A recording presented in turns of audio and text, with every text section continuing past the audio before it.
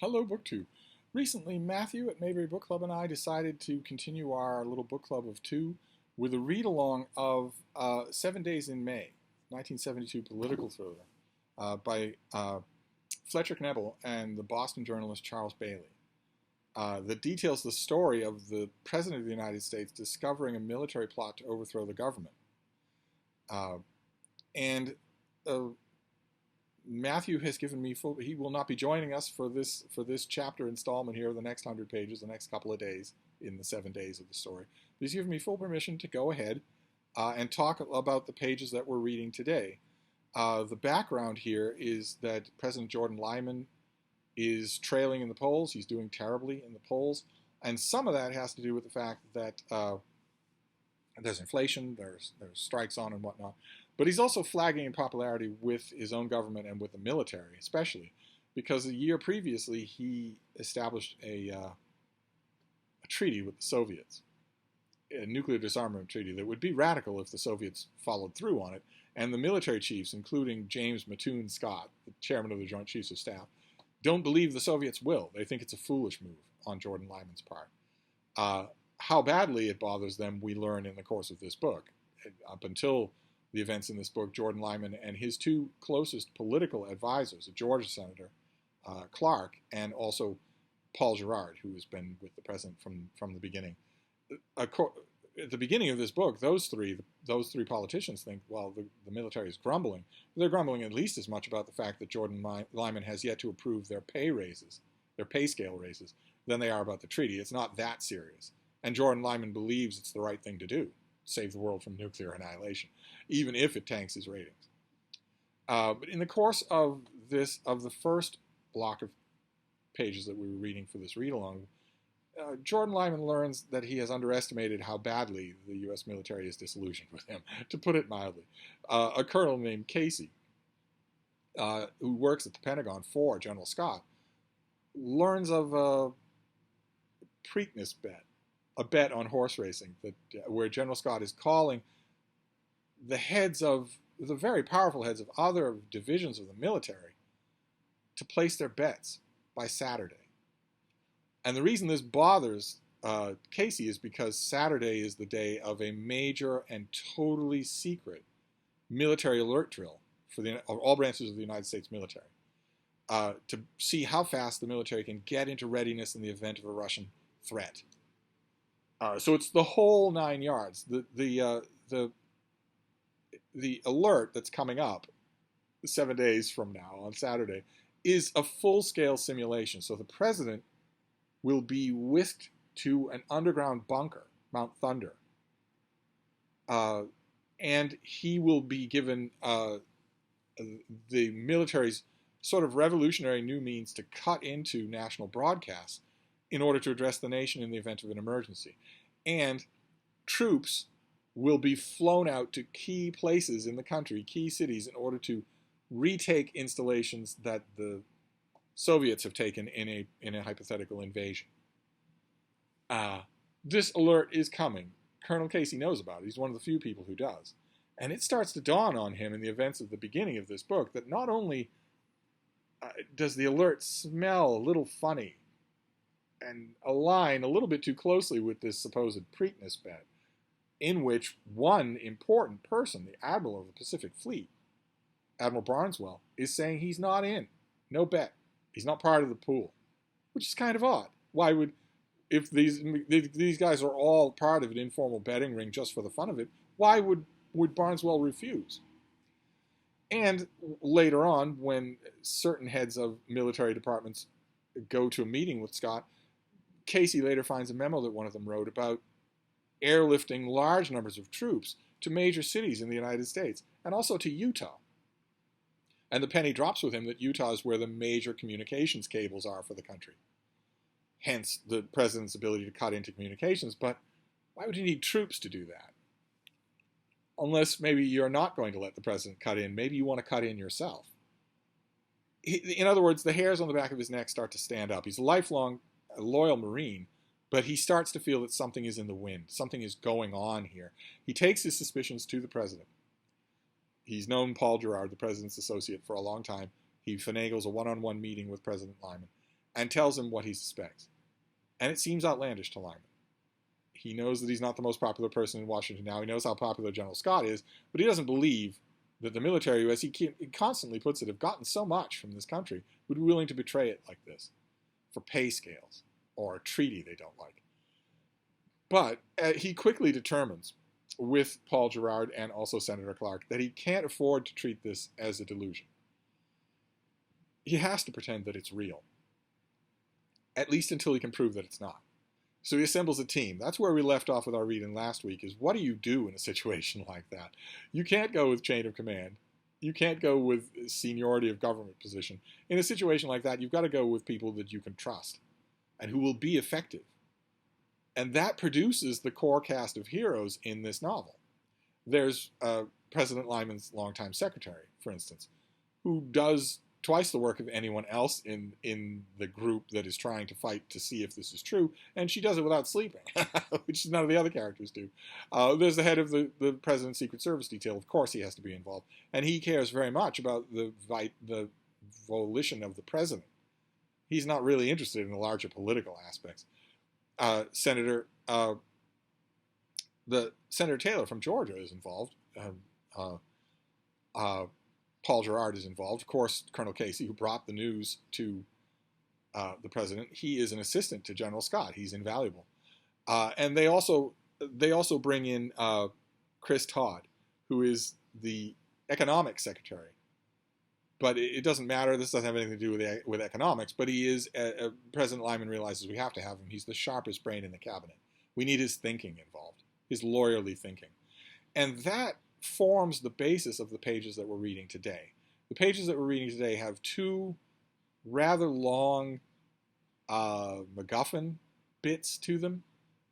Colonel Casey is sent to New York to investigate the rumor that General Scott has a mistress that he keeps in New York. Maybe there's something there that's compromising. Maybe there's something there that might shed light on his non-domestic plans. So we get that long digression where Colonel Casey goes to New York. And Senator Clark goes to find the secret base outside of El Paso where General Scott is doing all of this, where he's assembling all of these troops. He can't do it out in the open. But it's unbelievable to our heroes, including the president, that there could be a fully functional military base that no one had heard about. They realize that it cannot be Casey's word against Scott. It cannot be inference. Someone's got to go and see that base in person. And Senator Clark is the only one available. He's the only one where it'll work. Can't ask the head of the Secret Service to leave the president, especially when his talents are necessary to tail General Scott and see what Scott is doing from moment to moment. You can't ask Casey to go when he's going to go to New York. Chris Todd obviously is not anybody's idea of a counterintelligence agent, although he might like to be one. He's vital to collate all this information back in Washington and think about it with his yellow legal pad in a lawyer fashion and work out what to do. And Paul Gerard has a task of his own. Jordan Lyman can't trust anyone else. He sends Paul Gerard to Admiral Barnswell. Let him know that we know what's going on here. He was not part of it. He said no bet, but he knows the details or he wouldn't have been consulted. He wouldn't have been asked to join this Preakness pool if he didn't know the details. What Paul Gerard is supposed to do is go to him, get those details out of him, and get them in writing. Get them in his own writing and have him sign and date every page as crucial evidence against someone who is as powerful and well-liked as General Scott. So in the course of the chapters that we're reading, the pages that we're reading today, we get two of those MacGuffins. We get Paul Gerard going out to meet with Admiral Barnswell, and we get Colonel. Sorry, I mess up the names here because they were the authors intentionally kept them a little bit on the dull side. But Colonel Casey goes to New York. Now, in the course of the digression where he goes to New York, we see that there was temptation there. He was carnally tempted by one of the women that he knows. One of the woman that he knows the woman who is General Scott's mistress, and all of that stuff adds, I guess, a kind of I guess in a book like this, you're told in Hack Writing School 101 that you need to add a romance plot of some kind, and where can you find it other than there? That's the only chance you're going to have. I guess it feels like the distraction that it is. But while he's in New York, uh, uh, Colonel Casey learns a very important thing. There is a right-wing Rush Limbaugh, Tucker Carlson figure in this novel who's a nut job and lunatic fringe, but he commands millions of followers when he gives his weekly TV show. And while he's in New York, Colonel Casey learns beyond a shadow of a doubt that this figure has asked his network for a private hour of time without any commercials and with no writers. Colonel Casey talks to this guy's writer who says, yeah, ordinarily I write everything, but he won't let me write this. He won't even let me proofread it. I don't know what he's going to say to the nation. But we do. We have a very strong feeling of what he's in on the plan. He is going to tell the nation that for the good of the nation, General Scott has taken over for President Jordan Lyman, who's in an undisclosed location, probably Mount Thunder, where he's supposed to be anyway on Saturday. How would he even be able to let the country know that he's being held against his will if the country controls those communication cables and the foremost windbag on right-wing TV is telling the country it's going to be okay, everything's in order? There's just been a slight change of command. That's obviously what this guy is going to say when he goes on television. And not only does Colonel Casey learn that, but when the head of the Secret Service detail goes out, he follows General Scott out into the countryside, into the Washington countryside, and sees that he is having a clandestine nighttime meeting with the man who commands Mount Thunder. But then he follows him back into the city and sees that he's having clandestine 1 a.m. meetings with this right-wing radio host. They're going up into apartments by freight elevators so they won't be seen. Totally guilty behavior. This all becomes known in the course of these stories. So it's not just the skullduggery. It's not just the Secret Service guy crawling around in the shrubbery and barely avoiding, a dog. It's not just Jiggs Casey in New York fending off the advances of a femme fatale. Those are little distractions that fill out the book here. They show us that there is a concerted effort going on here, and they show us the extent of it. For instance, when the head of the Secret Service of the President's detail he listens outside the house at night of that meeting with the commander of Mount Thunder. He realizes that the commander doesn't know what's going on. He's not part of the plan. He's being handled, but he's not being informed. He's not in the loop. The same thing is vitally learned when the president calls General Scott and says, I've decided after all that I need a break. I'm not going to participate in the super secret alert meeting that's happening on Saturday. I'm not going to participate in it. You don't need me. I'm not necessary to show whether or not you can get fighters in the air in 5 minutes. I will monitor things from my vacation home in Maine. But I won't be part of it myself. And General Scott, of course, vigorously objects. He needs the president to be part of it because he needs essentially to commandeer the physical presence of the president. He needs to make sure the president is under lock and key. But he can't say no, right? The president is still his commander-in-chief. So he says, okay, and when he hangs up the phone, the president tells his advisors, I'd be willing to bet that my vacation house up in Maine is going to have a visitor in the next day. He actually calls his groundskeeper up there and tells him, be sure to watch for those people. Don't let them into the house.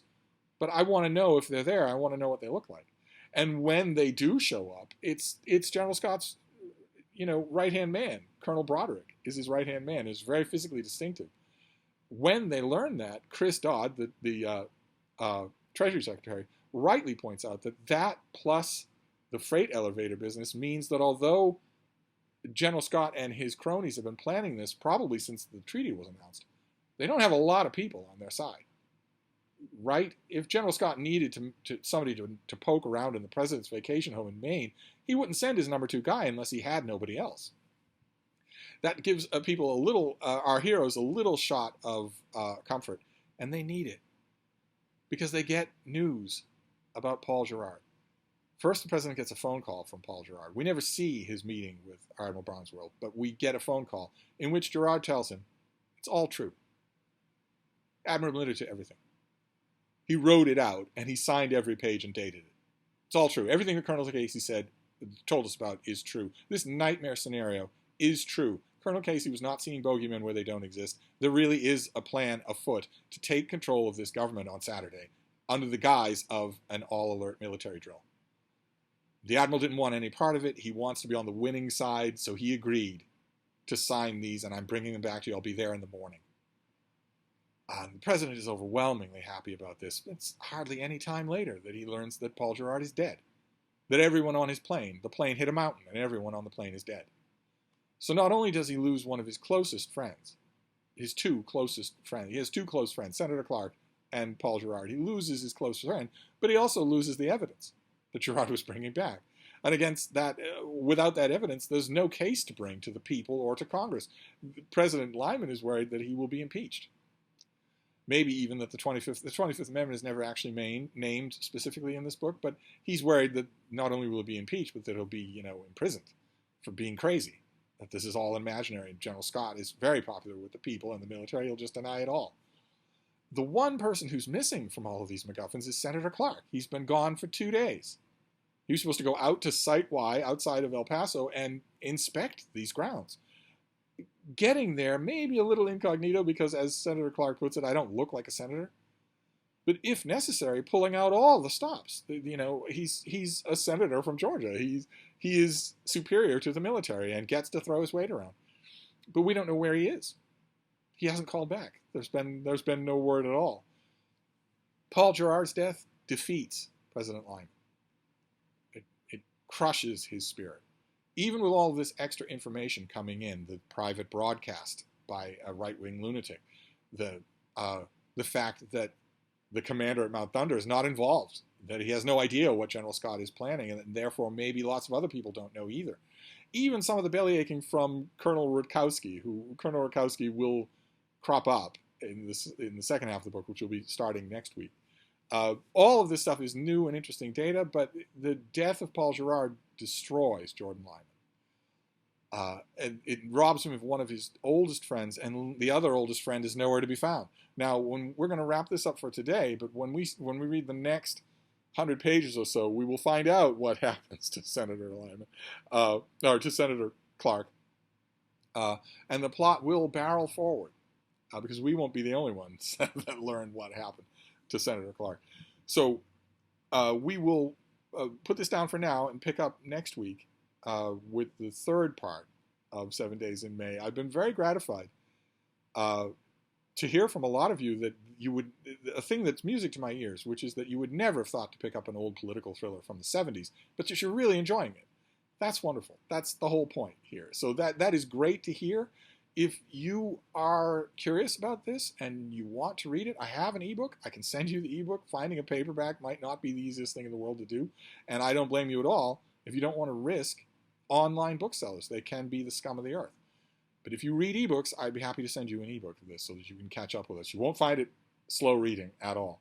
But we're gonna wrap it up for there, and we will continue next week with the third part of 7 Days in May. So let me know what you're thinking of it so far, and I will see you next week. Thank you, BookTube.